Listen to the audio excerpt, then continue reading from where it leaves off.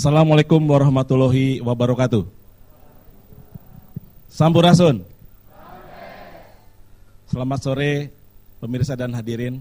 Selamat datang kembali di acara Balai-Balai Pajajaran yang dalam sore ini kita akan membahas sesuatu wacana, suatu tema yang sangat menarik dan akan dilaksanakan acaranya pada bulan April ke depan.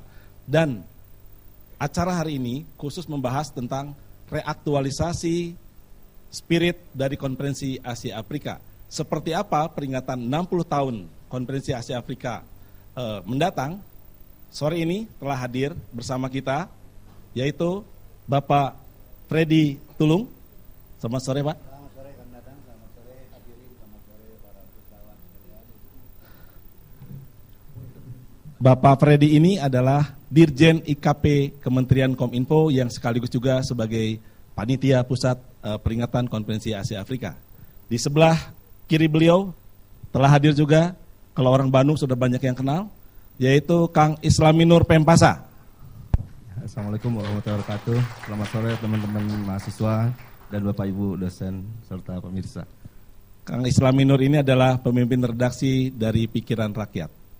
Dan nanti juga akan bergabung dengan kita, tidak kalah pentingnya, yaitu Bapak Profesor Dedi Mulyana MA, Dekan Fakultas Ilmu Komunikasi, pengamat komunikasi politik, pakar dari komunikasi lintas budaya yang mungkin nanti akan relevan dengan peringatan Konferensi Asia Afrika ini.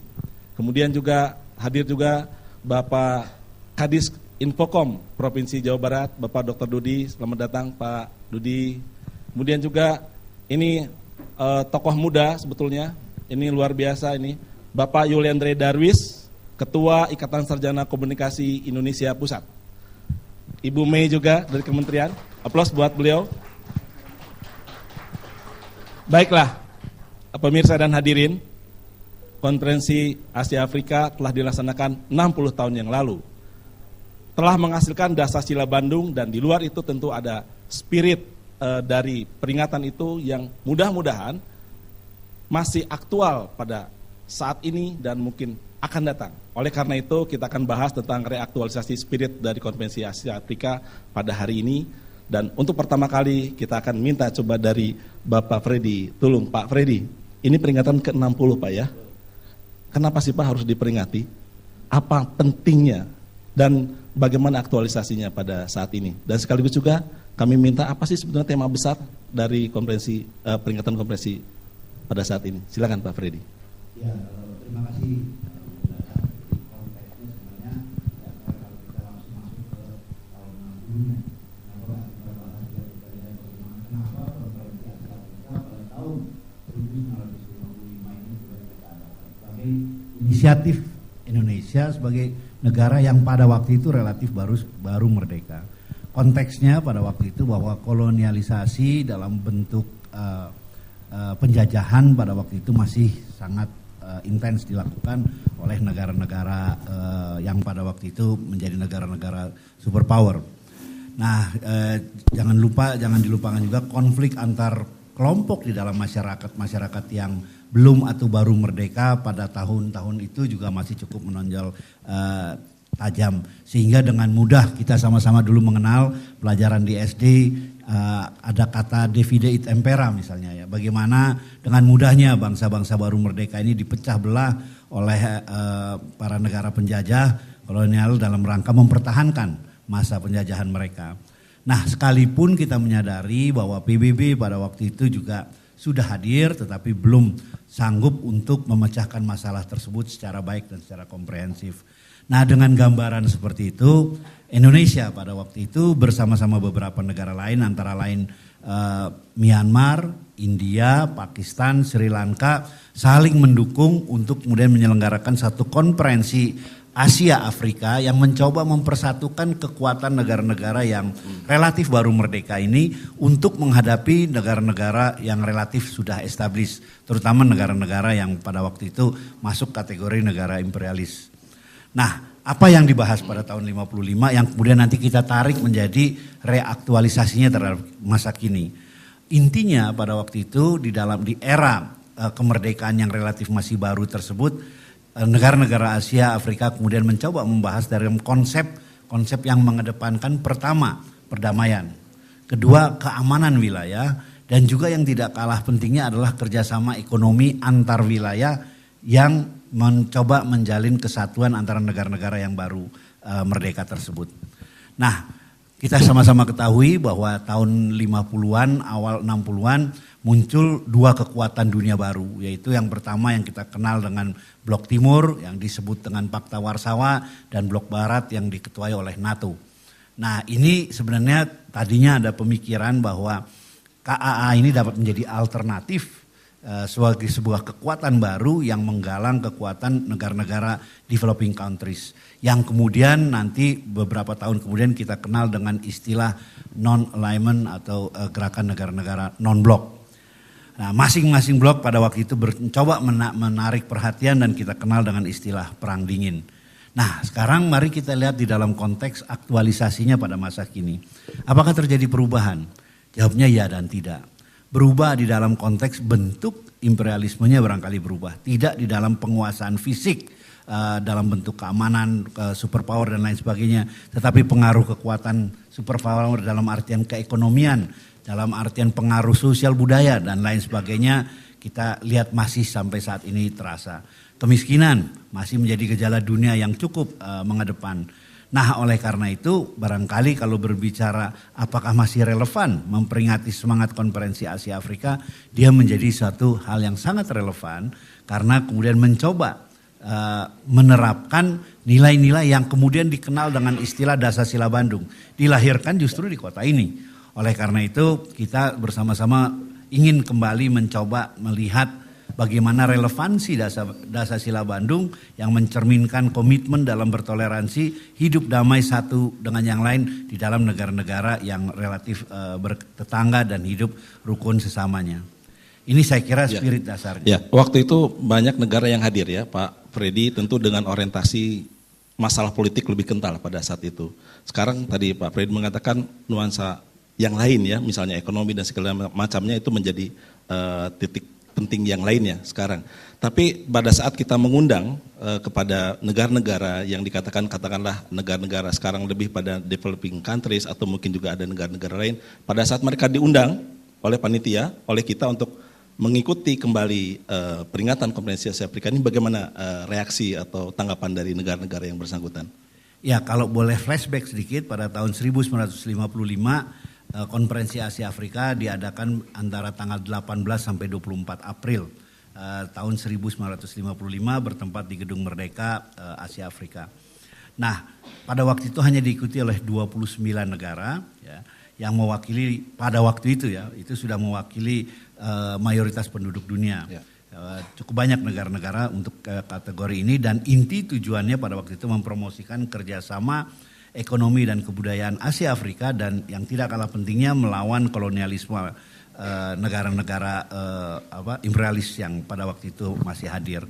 Nah, kalau ditanya di dalam konteks itu, maka saya ingin sekali lagi mengedepankan apa yang dihasilkan yang utama adalah Dasar-Sila Bandung. Pernyataan mengenai dukungan bagi kerjasama dunia.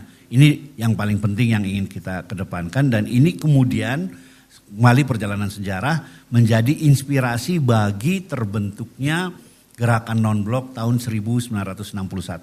Jadi bayangkan kekuatan ini kemudian menggulir. Nah, apa sih yang kemudian kita sama-sama perjuangkan dan bagaimana relevansinya sekaligus menjawab pertanyaan Bung Dadang.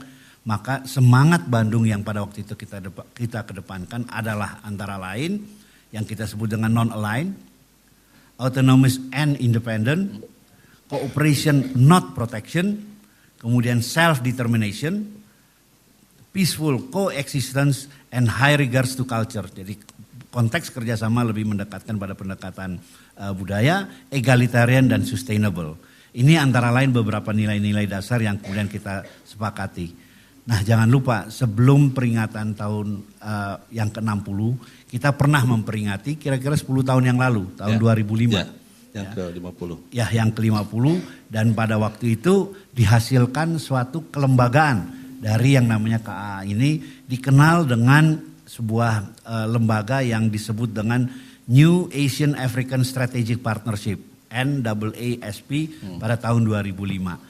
Dikandung maksud pada waktu itu agar supaya konferensi Asia Afrika ini tidak hanya kemudian menghasilkan sesuatu yang sifatnya filosofis saja, tapi ada dalam bentuk kelembagaan sehingga dia bisa menjadi action yang konkret. Nah ini kemudian diwadahi di dalam New Asian African Strategic Partnership yang dibentuk pada tahun 2005 yang lalu. Nah sekarang konteksnya dalam perjalanan 60 tahun konferensi Asia Afrika, apa yang sudah dilakukan? Barangkali sedikit flashback saja Bung Dadang. Yang pertama banyak yang sebenarnya sudah dihasilkan. Jadi saya ingin flashback sedikit sebelum dilaksanakan konferensi Asia Afrika tahun 55, ternyata tahun 54 sudah ada yang disebut dengan the Idea of Asian African Summit yang pada waktu itu mengeluarkan yang kita sebut dengan diadakan dengan Colombo and Bogor Conference. Kemudian tahun 55 menghasilkan konferensi Asia Afrika. Nah, ini yang kemudian pada gilirannya menghasilkan 24 negara plus atau dihadiri oleh 24 negara plus 5 organisasi internasional yang kemudian mencoba merumuskan kesepakatan-kesepakatan yang ada dengan hasil-hasil yang konkret. Kalau ditanya sekarang apa yang mau diambil, apa tema sentralnya, bagaimana ditanyakan, intinya adalah kita menggunakan satu tagline yang kita sebut dengan Advancing South-South Cooperation. Artinya lebih mengedepankan kerjasama selatan-selatan. Disebut selatan-selatan karena umumnya negara-negara maju dan baru berkembang ini berada di bagian selatan belahan dunia. Ya. Sehingga kita sebut South-South Cooperation. Ya, sudah ada berapa negara Pak yang kelihatannya akan hadir? Sampai saat ini yang diundang secara resmi adalah sebanyak 109 negara dengan ditambah 25 organisasi internasional dan beberapa negara observer. Karena belum semua menjawab, tentu sulit bagi kami untuk menyatakan beberapa, tapi sebahagian negara-negara ASEAN, kemudian Cina, kemudian Jepang, beberapa negara Afrika sudah menyatakan komitmennya untuk hadir. Yang masih kita tunggu justru adalah beberapa kepala negara yang akan hadir dalam pertemuan yang akan diadakan pada tanggal 19 sampai dengan tanggal 24 April 2015 yang juga acaranya dibagi dua. Yang pertama pelaksanaan senior official meeting tanggal 19 diadakan di Jakarta. Kemudian diikuti dengan ministerial meeting juga di Jakarta. Dan kemudian head of state atau head of government summit masih di Jakarta pada tanggal 22 dan 23. Dan acara puncak akan diadakan di Bandung dengan historical walk dari Hotel Homan ke Gedung Merdeka. Ya, jadi acaranya sendiri ini berlangsung kurang lebih 5 hari ya Pak ya? Kurang lebih ya. Bandung sebagai negara tempat yang dilaksanakannya konferensi Asia Afrika 60 tahun yang lalu akan menjadi acara puncak lagi di sini. Betul. Ya, nanti kita akan lihat media pada saat acara konferensi Asia Afrika dilaksanakan itu juga banyak yang meliput pada saat itu. Nah, saya kemarin ketemu dengan salah seorang profesor dari Jerman, dia ingat Bandung, ingatnya adalah konferensi Asia Afrika dan profesor tersebut sudah sangat sepuh. Baik, sebelum kita berlanjut menanyakan apa yang menjadi menarik bagi media saat ini kepada Bung Islaminur Pempasa, kita rehat dulu, hadirin dan pemirsa, kita akan kembali lagi. Cinta akan ku berikan bagi hatimu yang aman. Cintaku gelora asmara seindah lembayung senja.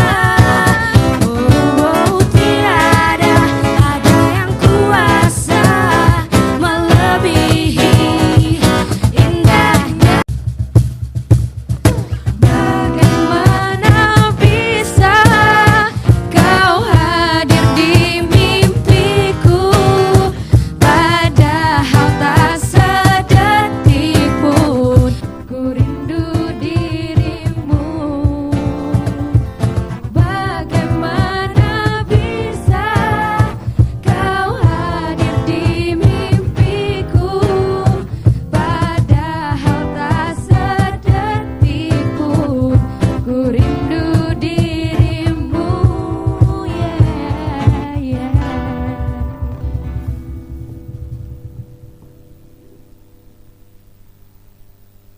Pemirsa, kembali bersama Dadang Rahmat Hidayat dalam Balai-Balai Pajajaran. Kita membahas tentang reaktualisasi spirit Konferensi Asia Afrika. Bung Ipe, panggilan manis dari Islaminur Pempasa ini ya. Apa yang menarik isu-isu dari peringatan Konferensi Asia Afrika yang ke-60 ini? Pak Ipe sebagai pemret dari Pikiran Rakyat ada di Bandung, apa konteks lokalnya dan apa konteks nasional bahkan internasionalnya? Silakan, Bung Ipe. Ya, terima kasih. Jadi ketika tahu harus jadi narasumber di sini, saya langsung googling dan akhirnya dapat pidato Soekarno.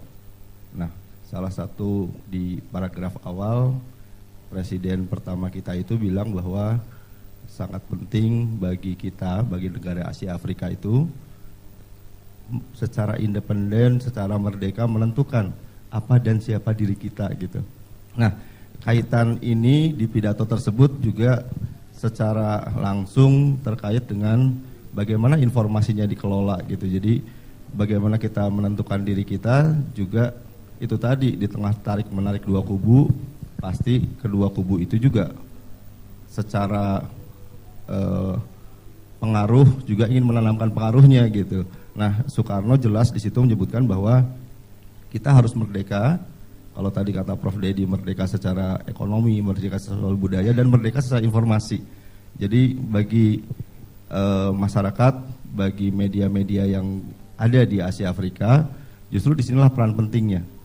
Self-determination yang tadi kata Pak Freddy tadi, salah satu komponen penting pembentukan dirinya adalah informasi yang dibuat dari dalam dirinya sendiri gitu.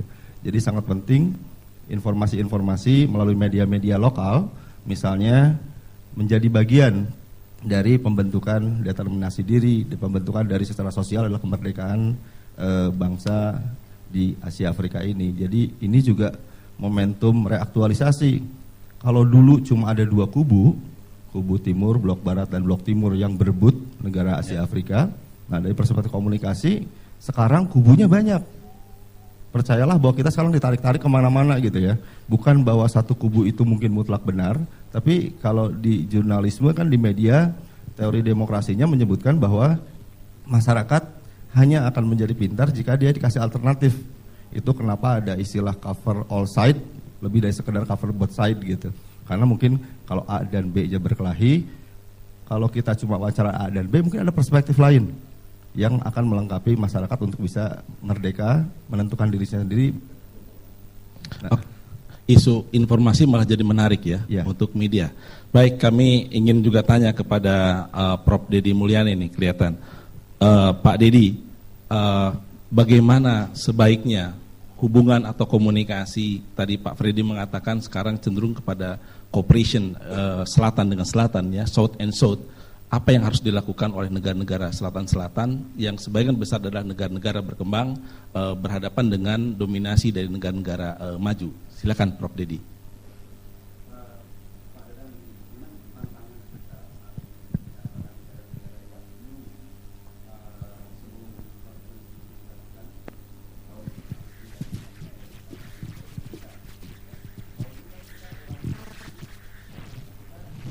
Relatif setara ya.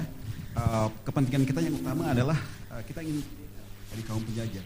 Tapi sekarang negara-negara yang sama yang eksis itu kepentingannya berbeda-beda ya. Bahkan kita pun dengan Malaysia ya, dengan Korea lebih jauh berbeda lagi. Padahal dulu kita relatif kurang lebih setara. Kepentingan kita ini sekarang bukan hanya ingin berdaulat secara politik, tetapi juga tentu secara ekonomi juga kita ingin setara juga ya, dan secara budaya juga kita tidak mau dijajah. Dan sekarang ini penjajahan budaya itu sebenarnya sangat halus, samar, tapi itu lebih membahayakan buat jati diri kita. Jadi poinnya adalah bisa nggak kita juga negara-negara yang tadi disebut oleh Pak Freddy sebagai negara selatan-selatan mungkin bisa bertemu ya secara lebih rutin ya untuk memformulasikan kepentingan-kepentingan kita, prioritas-prioritas kita apa sih? Kita mungkin harus mendaftar dari kepentingan yang tertinggi sampai yang paling rendah.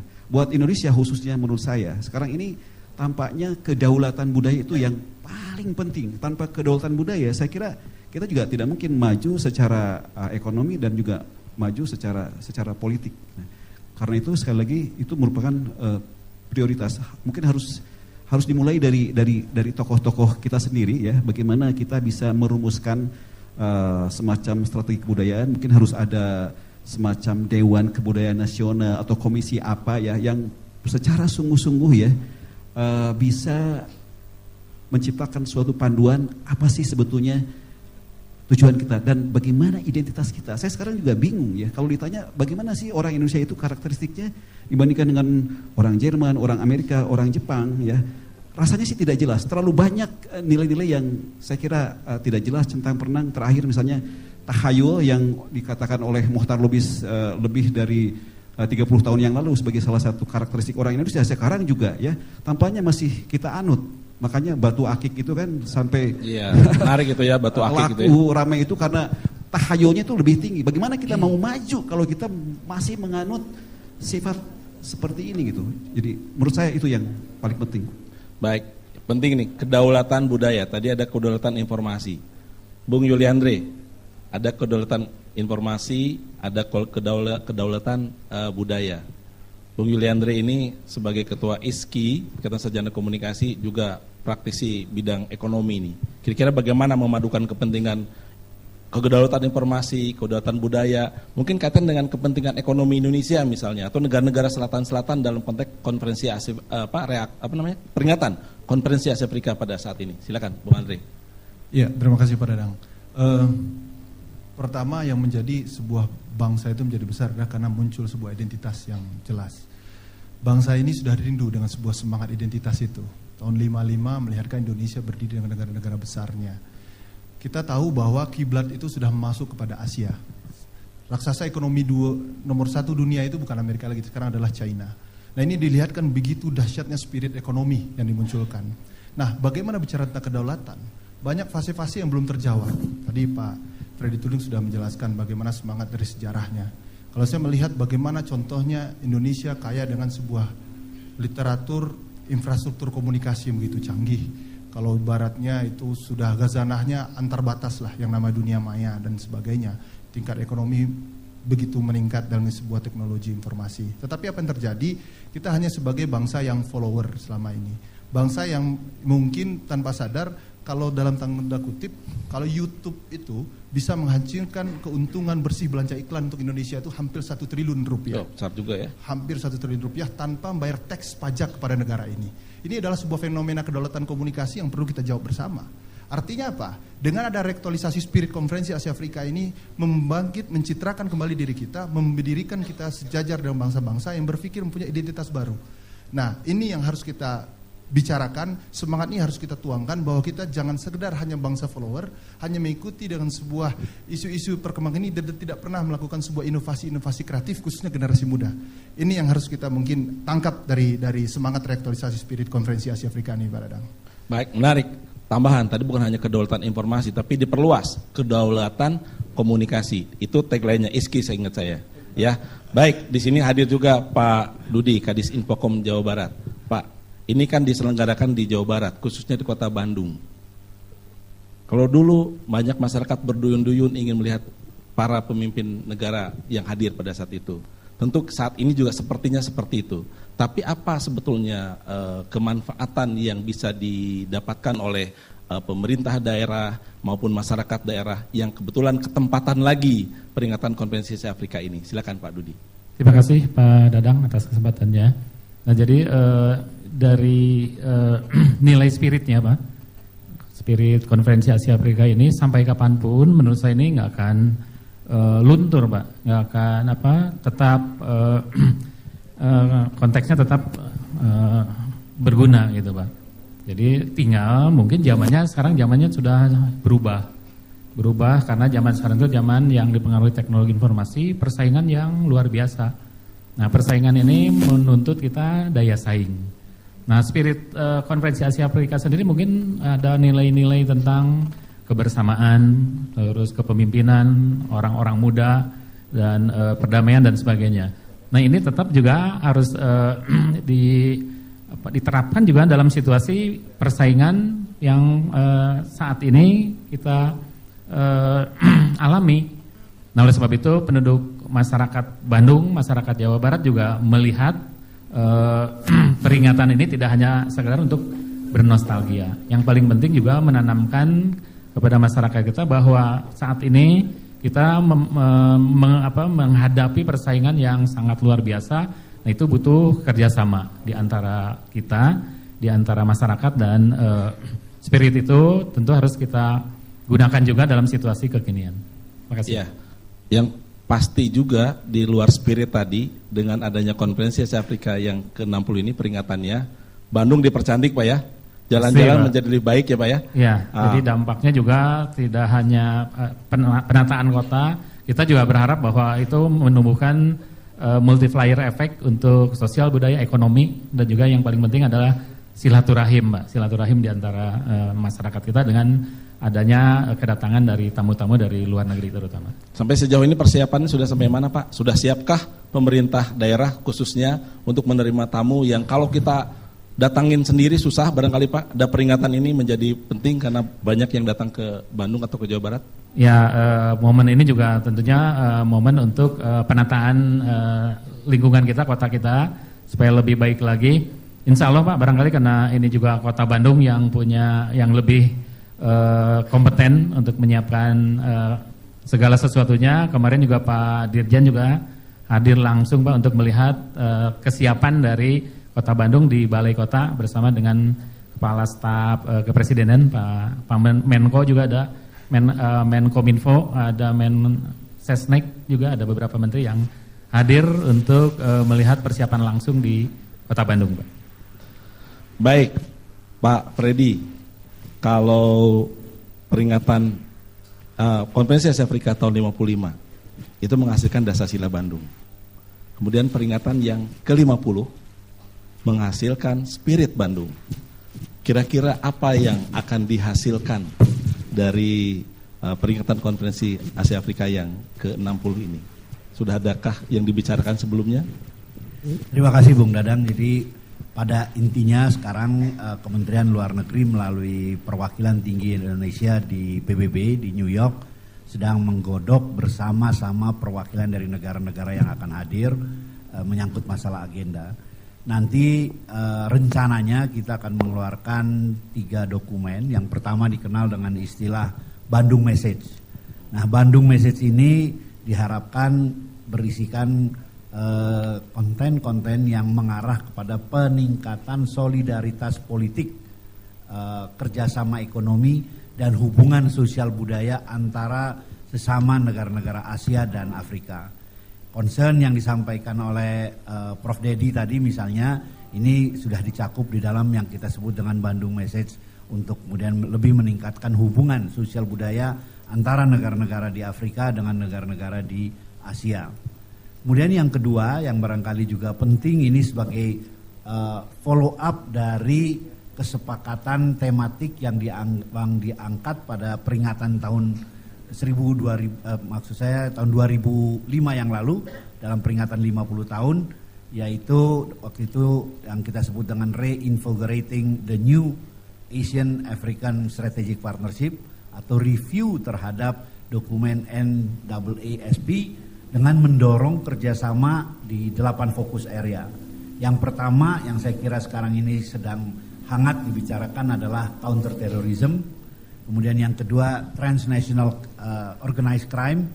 Kemudian yang ketiga food security, pengamanan pangan, energy security. Kemudian small and medium enterprises, tourism, kerjasama di bidang pertukaran turis, pariwisata, Asian African Development University Network, kerjasama antar perguruan tinggi.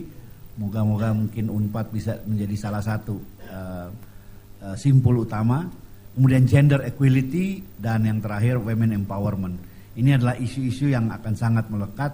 Nah, juga di acara puncak pada saat peringatan ke-60 Konferensi Asia Afrika di Bandung ini, negara-negara, kepala-kepala negara tersebut akan menyepakati satu deklarasi yang disebut dengan Declaration on Palestine. Intinya ini adalah dukungan secara konsisten terhadap pendirian negara Palestina dan hak-hak dasar warga Palestina itu sendiri.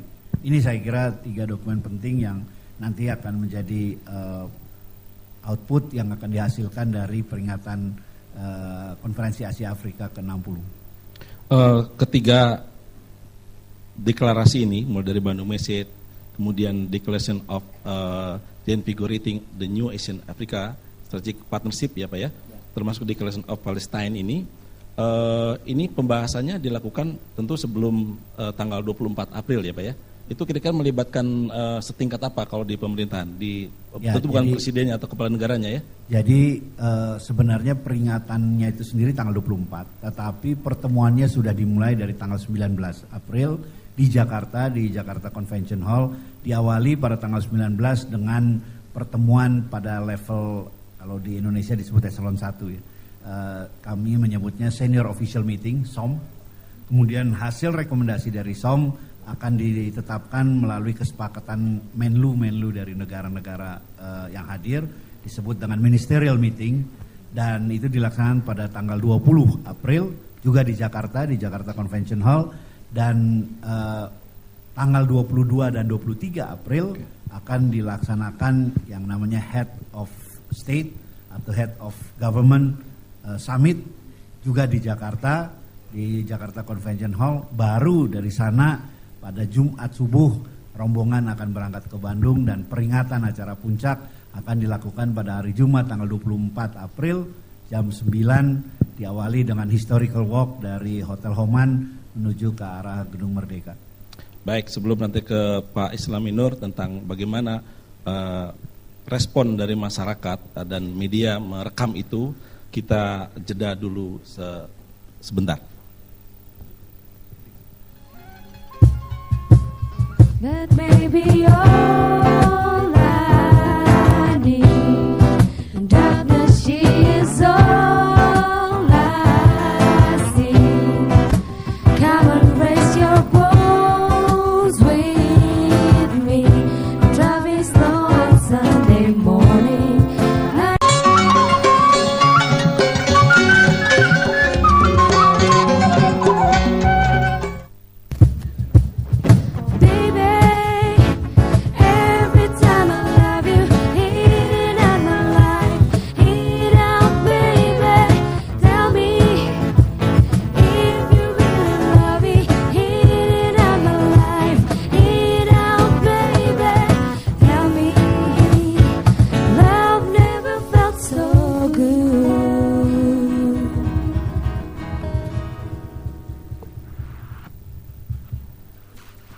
Ya, kembali bersama Dadang Rahmat Hidayat dalam Balai-Balai Pajajaran membahas tema khusus reaktualisasi spirit konferensi Asia Afrika.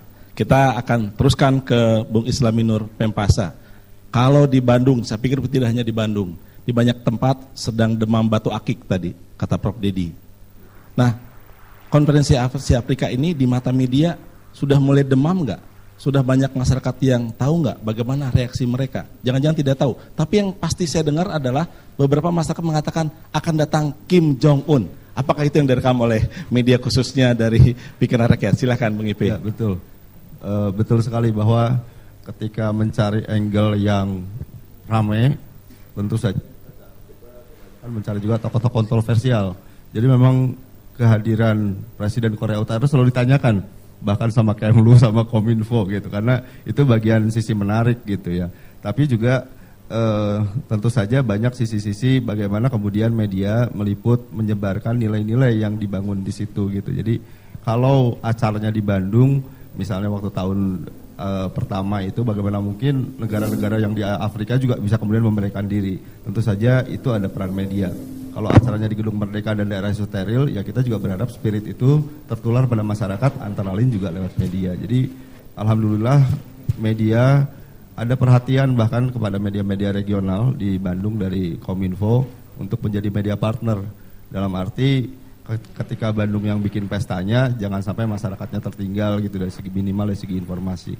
Dan Pikiran Rakyat sendiri secara grup juga sudah menyiapkan liputan yang terencana, bahkan asalnya kita mau bikin halaman bahasa Inggris, ternyata acaranya di Jakarta. Tapi itu adalah upaya bagaimana kemudian spirit di satu lokasi yang boleh dibilang satu area kecil dalam sebuah gedung, kita sebarkan pada masyarakat yang lain.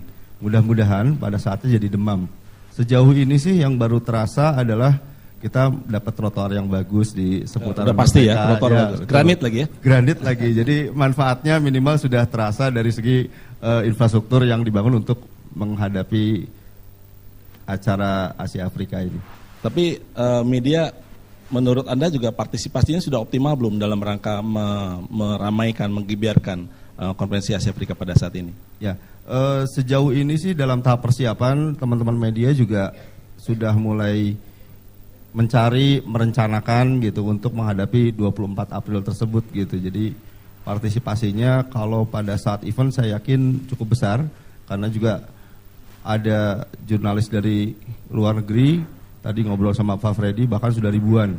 Dari China juga banyak sekali yang mau datang ke sini karena katanya Perdana Menterinya mau datang gitu ya. Tapi ya dalam kegiatan apapun ya salah satu tugas kita adalah seperti melempar batu di kolam, kita berharap gelombang-gelombang yang lewat air itu, lewat media itu menyentuh bagian-bagian jauh dari masyarakat. Sehingga spirit yang tadi, spirit positif seperti Palestina dan lain-lain juga terkomunikasikan pada masyarakat. Mudah-mudahan partisipasi masyarakat dengan informasi dari media menjadi lebih baik ya. Nah, kaitan dengan partisipasi, kita hadir di ruangan ini, di auditorium Pikom Unpad ini, mahasiswa, ada dari LSM, dari beberapa perguruan tinggi di luar Unpad juga ada.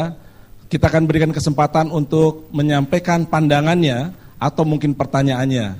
Kami berikan kesempatan terlebih dulu, silakan. Ya, sebutkan namanya ya. Aisyah Nakia. Mau nanya tentang... Ulangi namanya, silakan. Ulangi. Nama saya Aisyah Nakia dari Vkom Unpad. Mau nanya tentang declaration.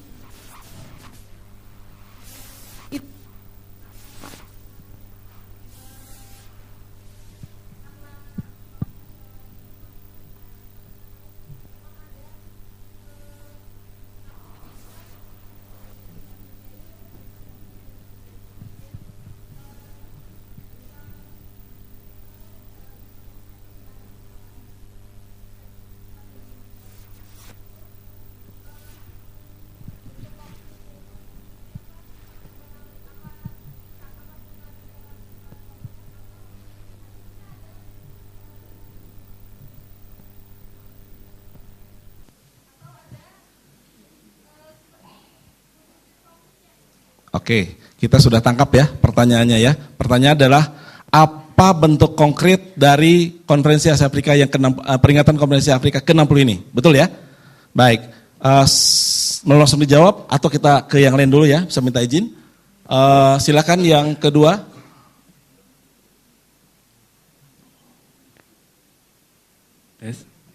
Ya, silakan. Perkenalkan, nama saya Ardiansyah dari Jurnalistik Vkom Unpad. Mau nanya ke Pak Freddy, kita tahu kan Indonesia termasuk dalam negara pengusung KAA, yang dalam kata lain itu salah satu pemegang peran penting dalam pelaksanaan KAA dulu. Nah, dengan peringatan 60 tahun ini, seperti apa sih kedudukan Indonesia atau image-nya saat ini terhadap negara-negara Asia Afrika yang lainnya? Apakah masih sama saat Presiden Soekarno dulu dalam peringatan konferensi Asia Afrika? Terima kasih. Baik, Ardiansyah, terima kasih. Silakan. Yang ketiga, mohon. Jadi yang pertama tadi tentang apa harapan konkret ya dari pelaksanaan KA pada saat ini. Kemudian peran internasional, apa Indonesia ya yang diharapkan dari peringatan sekarang. Yang ketiga silakan. Assalamualaikum warahmatullahi wabarakatuh. Waalaikumsalam. Nama saya Wes Patoni dari UIN Bandung. Saya ingin memberikan pandangan bahwa Asia Afrika di antara negara-negara dunia termasuk negara yang masih dalam kondisi banyak masalah. Jadi kalau hanya sekedar memandang ke belakang, apalagi melihat bahwa Asia Afrika itu demikian kuat zaman lalu untuk apa ke depannya? Masalah yang paling krusial itu misalkan tentang bahaya terorisme internasional, ISIS, yang ini kemudian menyebar ke berbagai negara ketika awalnya hanya di daerah Irak dengan Syria. Nah, kira-kira ada tidak selain tadi isu tentang Palestina juga tentang bagaimana mengantisipasi penyebaran ataupun ya bisa mengantisipasi ISIS ini. Karena bagaimanapun juga ketika menyebutkan ISIS itu pasti menyebutkan umat Islam. Ketika umat Islam, maka Indonesia sebagai mayoritas juga tentu saja akan kemudian terkena imbasnya. Itu yang pertama. Yang kedua, ini kan event yang internasional. Kira-kira ada tidak wilayah ataupun bagian dari masyarakat untuk bisa ikut berpartisipasi, khususnya misalkan mahasiswa menjadi bagian dari relawan Konferensi Asia Afrika. Karena dari tadi belum ada pembahasan di sana. Di media sosial ada terdengar bahwa ada khusus IO. Apa itu resmi dari panitia atau memang dari lembaga luar? Biar mahasiswa di sini dari Vkom dan juga perguruan tinggi lain bisa ikut berpartisipasi. Ya. Siap untuk berpartisipasi juga ya Pak Wes ya? Siap berpartisipasi. Baik. Saya sudah daftar Pak. Sudah daftar, baik, terima kasih. Tepuk tangan buat para penanya. Tampaknya ini semuanya ke Pak Freddy nih. Jadi ikon juga Pak Freddy di sini ya. Silakan Pak Freddy. Terima kasih pertama untuk Mbak Isyana dari Vkom Unpad, Deklarasi Palestina. Jadi pertama perlu saya sampaikan bahwa pada saat ini memang sedang kami rumuskan bagaimana kira-kira bentuknya. Tetapi intinya ini tidak gampang juga karena negara-negara Asia Afrika ini variasi baik dari segi ideologi, latar belakang budaya dan kesamaan pandangan ini berbeda cukup jauh. Tapi intinya kelihatan kita akan mengarah kepada, saya tekankan wordingnya saya belum bisa sampaikan karena masih di dalam pembahasan. Tapi kira-kira intinya adalah dukungan secara konsisten terhadap pendirian negara Palestina dan hak-hak dasar warga Palestina. Jadi dari kalimat ini saja sudah bisa diartikan ada dukungan konsisten, ada yang kedua adalah pengakuan terhadap hak dasar. Ini menyangkut hak asasi yang paling mendasar dari setiap warga negara atau setiap manusia bahkan. Sehingga dari demikian kita harapkan ini dapat disepakati antar seluruh 109 negara kalau semuanya datang yang nantinya akan menyepakati dokumen tersebut. Nah kemudian yang kedua menyangkut masalah New Asia African Strategic Partnership. Jadi begini, selama ini kita terakhir memperingati Konferensi Asia Afrika tahun 2005 yang lalu, pas 50 tahun. Nah tetapi sekarang ini yang kita rasakan Konferensi Asia Afrika ini hanya sebagai sebuah peringatan. Jadi kalau setiap 10 tahun kayaknya kita peringati. Nah ada pertanyaan, apakah tidak sebaiknya ini dilembagakan? Nah kalau dilembagakan sehingga dia mempunyai agenda yang pasti. Nah oleh karena itu tadi saya katakan di dalam dokumen kedua, Declaration on Reinvigorating the New Asian African Strategic Partnership, ini sedang dilakukan review terhadap NAASP tersebut untuk mendorong kerjasama. Nah ini sekaligus menjawab pertanyaan Bung Fatoni tadi, ditanyakan menyangkut masalah ISIS misalnya ya. Jadi tadi saya sudah kemukakan ada 8 fokus area yang akan dikerjasamakan. Antara lain yang saya sebut dengan counter terrorism. Apakah nanti deklarasi itu menyebut ISIS atau tidak? Wallahualam. Saya tidak bisa menjawab karena ini masih di dalam proses. Tetapi tematik counter teroris sudah kita masukkan sebagai usulan Indonesia yang mengambil inisiatif. Ya.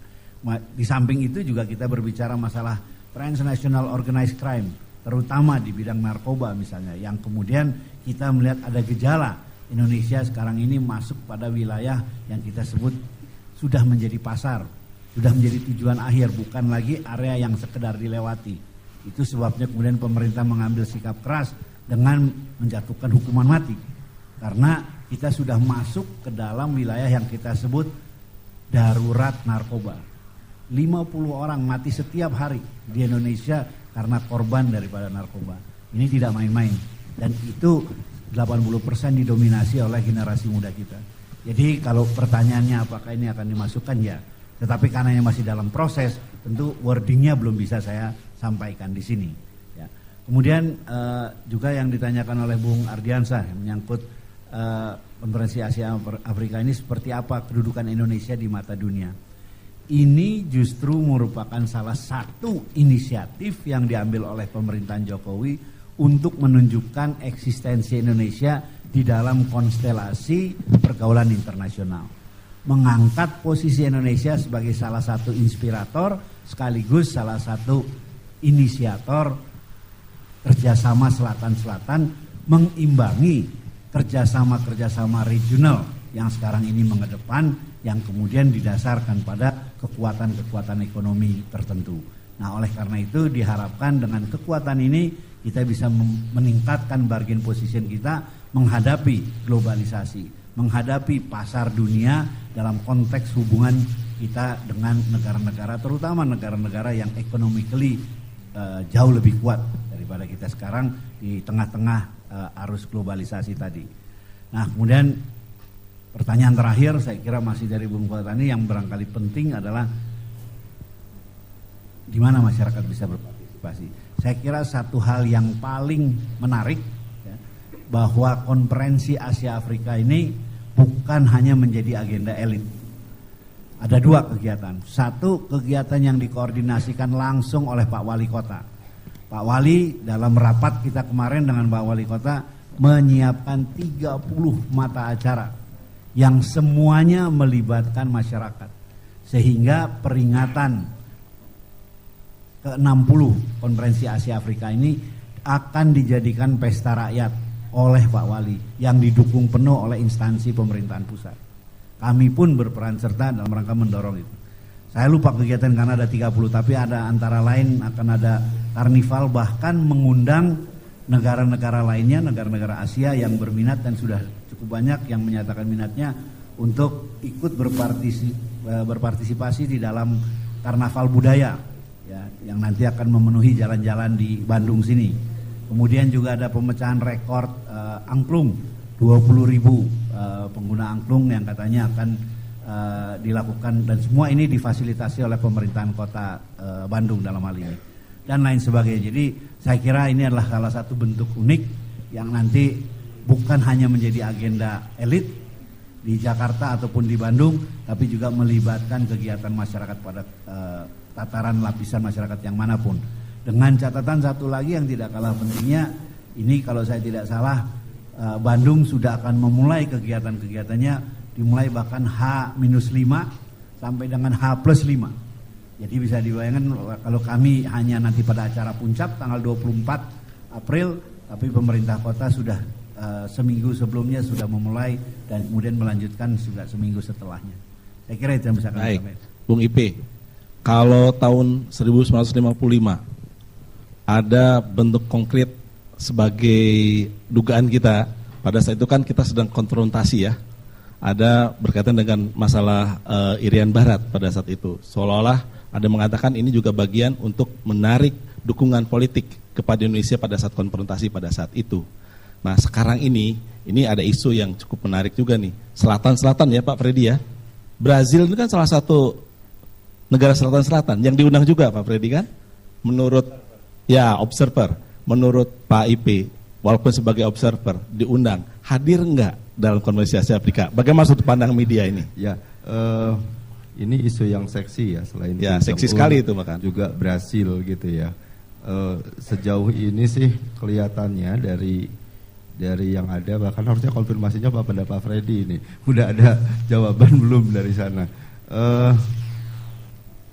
Mungkin prosesnya kita tunggu ya malah Pak Freddy ya. Kita tetap menunggu seperti kasus Kim Jong-un dan Brasil itu, prosesnya terus kita tunggu gitu.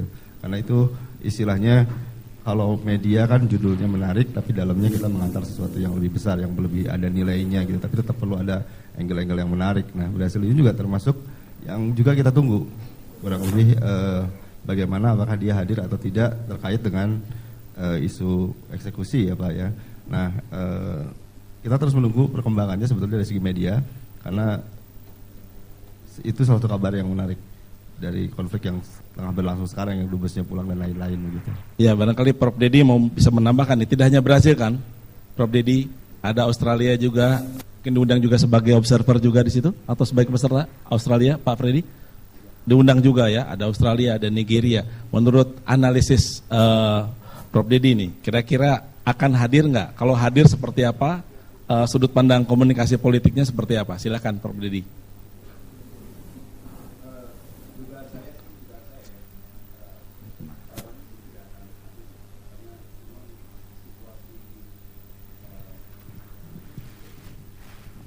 situasi belakangan ini kan memang menunjukkan friksi antara kita dengan Australia dan dengan Brazil itu masih cukup hangat saya kira ya. Jadi butuh waktu untuk katakanlah mencapai tingkat yang cukup harmonis ya. Apalagi dengan Australia. Dengan Australia saya kira tampaknya lebih keras lagi kalau kita melihat bagaimana reaksi dari Perdana Menteri Abbott kepada kita ya. Kalau Brazil mungkin dugaan saya sih 50-50 ya. Tapi tetap saja tampaknya masih ada resistensi gitu untuk menunjukkan bahwa mereka memang ingin tujuan mereka bisa dipenuhi oleh kita terlebih dahulu terkait kasus orang-orang yang akan dihukum mati itu. Baik, ini kan harusnya jadi forum silaturahmi ya Pak Freddy ya. Oh, silaturahmi lupakanlah urusan-urusan politik mestinya begitu ya. Tapi urusan politik ini juga sebenarnya tidak bisa diindahkan juga. Mudah-mudahan semuanya hadir. Baik, sebelum kita berakhir kita akan jeda dulu sebentar.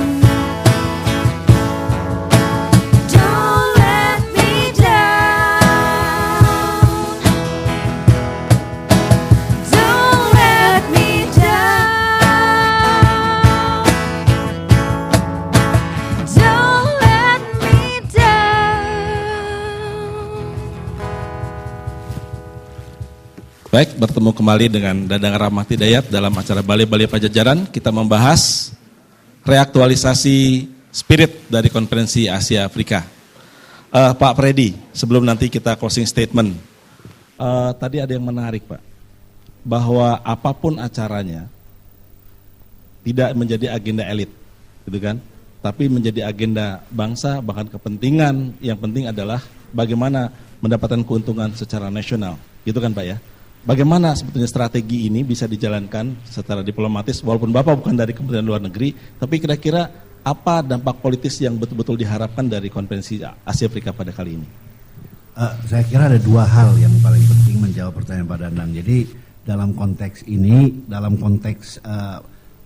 saya kira kan ada sebagian mungkin dari FISIP barangkali ada hubungan internasional, ada dikenal istilah second track diplomacy. Jadi yang penting saya ingin sampaikan di sini, di era seperti sekarang ini, first track diplomacy yang dimainkan oleh aktor state tidak lagi cukup. Oleh karena itu, kita mengembangkan yang namanya second track diplomacy, yaitu diplomasi yang dimainkan oleh unsur non-state. Apakah dia kampus, apakah dia seniman, apakah dia pelajar, apakah dia apa saja. Nah, saya kira ini justru adalah bagian dari second track diplomacy. Kami ingin mengajak teman-teman di UNPAD, di Bandung secara keseluruhan untuk tidak hanya berprestasi di lingkungan lokal, tetapi sekarang ini teknologi informasi dan komunikasi memungkinkan Anda untuk tampil di tingkat dunia. Dan untuk itulah kami mengembangkan yang namanya second track diplomacy. Biarlah first track diplomasinya dimainkan oleh teman-teman Kemlu. Nah, ini adalah salah satu forum yang bisa memberikan Anda panggung. Bandung bisa menjadi host yang baik, sekaligus memberikan panggung agar supaya Bandung tidak hanya menjadi macan Indonesia, tapi bahkan bisa menjadi macan dunia dengan dua program. Pak Wali kemarin menginformasikan program pertama yang dia sebut dengan ada pemikiran dari teman-teman di kota Bandung ini untuk menjadikan Bandung sebagai smart city. Artinya Bandung connected dengan dia ingin mengambil satu kota di Afrika, satu kota di Asia.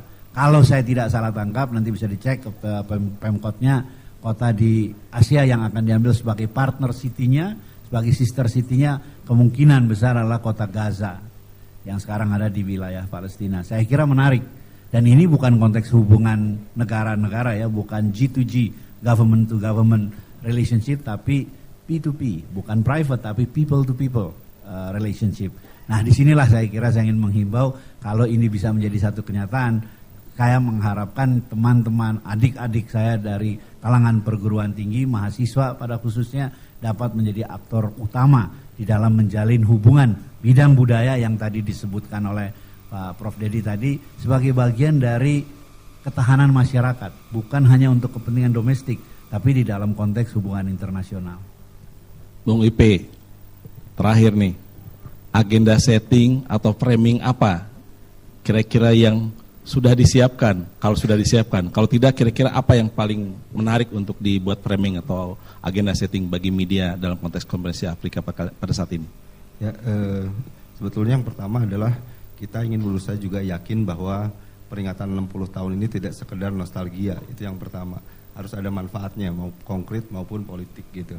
Di tingkat nasional, kelihatannya karena Presiden Jokowi juga sudah mengarahkan diplomasi kita di luar negeri bukan diplomasi politik, pada diplomasi ekonomi. Jadi fokusnya pada ekonomi. Jadi artinya tantangan yang harus dibangun di sini ketika melakukan interaksi dengan negara-negara lain di Asia Afrika juga adalah soal-soal ekonomi. Apalagi soal-soal ekonomi ini kan penting bagi masyarakat secara langsung. Ketika misalnya pasar bebas masuk, apakah kita sudah siap gitu? Atau misalnya dengan pasar bebas masuk, apakah kita bisa mengoptimalkan sumber-sumber ekonomi di kita untuk keluar gitu? Itu yang salah satu isu yang penting. Karena tantangannya kalau dulu tantangan politis, dan sekarang sesuai dengan agenda diplomasi ekonomi yang diusung pemerintah sekarang, artinya KAA peringatan yang sekarang itu juga harus mengarah ke situ gitu, memanfaatkan semaksimal mungkin agar peringatan ini juga berdampak pada pertumbuhan ekonomi di lokal maupun di nasional. Baik, Pak Freddy, ada yang mau disampaikan terakhir Pak Freddy sebagai closing statement-nya?